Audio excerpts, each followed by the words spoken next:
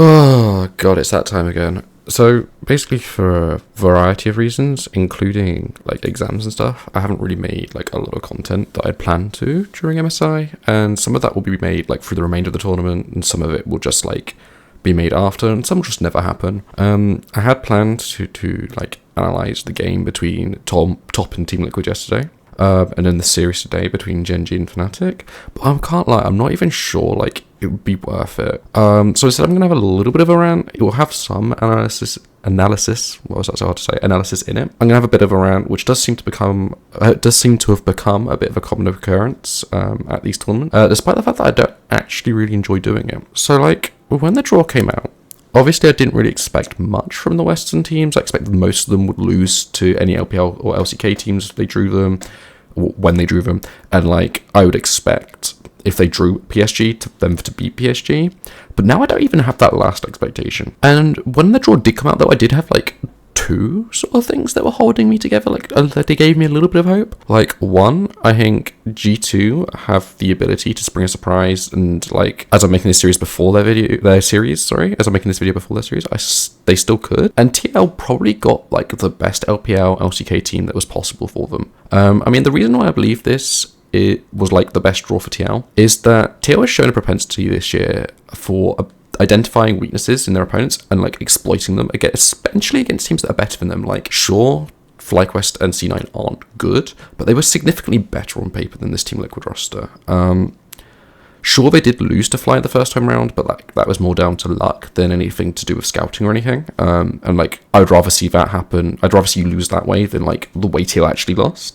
Sure, obviously, again, when it comes to playing against a roster like Top, like Team Liquid are outmatched in like every lane. I mean, 369 versus Impact is probably the closest lane. Sure, Tian versus Umti can be kind of close, and sure, Core versus Maker, you never know when Core's at his peak, it can be close. But like, TES have significant and like easily exploitable issues.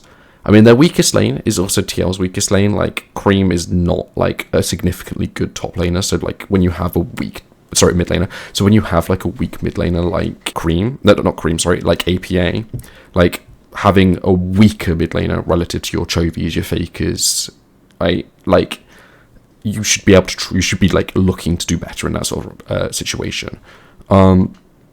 Also, like, Tian freezes all the time when something unpredictable happens, so that's something that's really easily exploited. Mako gets regularly caught out, or gets caught out more than he'd like for his team.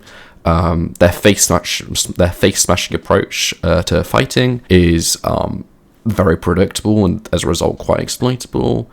And like, they often end up relying purely on Jackie Love in close series, and he has quite the propensity to int every so often. This meant that like I could give TL coaching their flowers for just good scouting and good adaptation and exploiting weaknesses of teams. Like, if you believe, as I did at post playoffs, that like TL were the best team at doing that in the world, then that TL have something there, especially against such a deeply flawed roster, and like they could do significantly more against this deeply flawed roster than they could against the likes of the BLGs, the Gen Gs, and the T1s. But no, honestly, just looked like TL hadn't done any scouting prior to the draw, despite knowing that there was a very, very high chance that they would play TES in this series, and as a result, they just sort of got battered.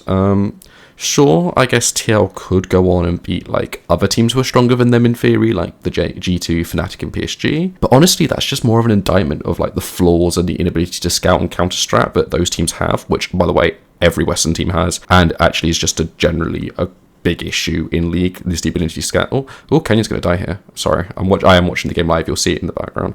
That's pretty big. I hope Fnatic don't turn this into a Baron, because I just think they won't set it up very well, especially as Oscar's walking up.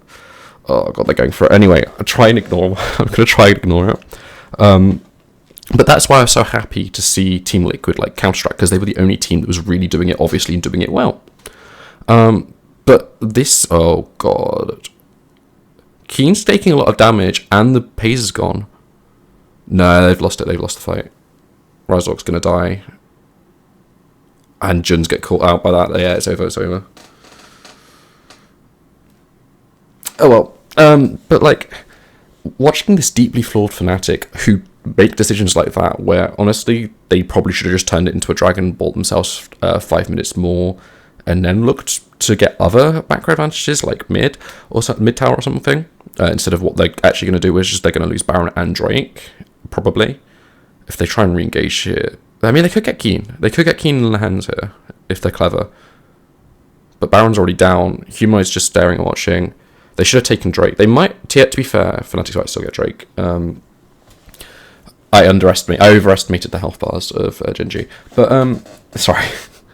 But, like, watching this deeply flawed Fnatic side against Gen G is somehow, like, therapy after watching that series. And Fnatic realistically are getting clapped. Like, they're technically in the series, like, they look close on the scoreboard, but it does feel like inevitable losses every game. Obviously, this is only game 2. But, it's purely down to their decision making and stuff. So I have little faith in them coming back in this. I also have little faith in G2 versus T1, despite the fact that that could be quite close on paper. Just because G2 were so poor domestically. Ooh, Canyon's dead again. Sorry. It probably just results in the Drake now. Because like their performance domestically was so poor. And then we just have to sit and like watch the silly pointless slap fights in the lower bracket where they play each other and we like, oh, EUNA rivalries resparked, even though, oh, pays, fuck me, man. Even though we all know, sorry, players are bad at the game. I don't get why Gen G are insisting on fighting this though. Maybe I've overestimated Gen G, because this is poor decision making. I mean, I get the fact that like they probably feel the same way I do, that like they can sort of inevitably win this game, and so like maybe it doesn't matter too much. But Jesus Christ, what is this? And they've wasted their Baron as well. But we then have to watch the silly bitch fights, and I'm just not interested in the Western teams at the moment. I'm just going to get bitch slapped by another LPL or LCK team in the grand final, like when they meet them again, when they obviously have to meet them again. And so, yeah, we'll see what happens. I'm holding off for G2 T1. Part of me is holding off for PSG beating Team Liquid, given how poor Team Liquid were. But, yeah, I don't know. But Gen G are showing flaws. Hopefully, I can't lie, part of me is hoping that this is just because they're getting a bit over cocky playing against Fnatic. They're going to get bitched out by their coach, and then they're going to reset and play incredibly well for game 3. But yeah, Jesus. Anyway, I am starting to lose the plot, so see you in the next one. Jesus, bye.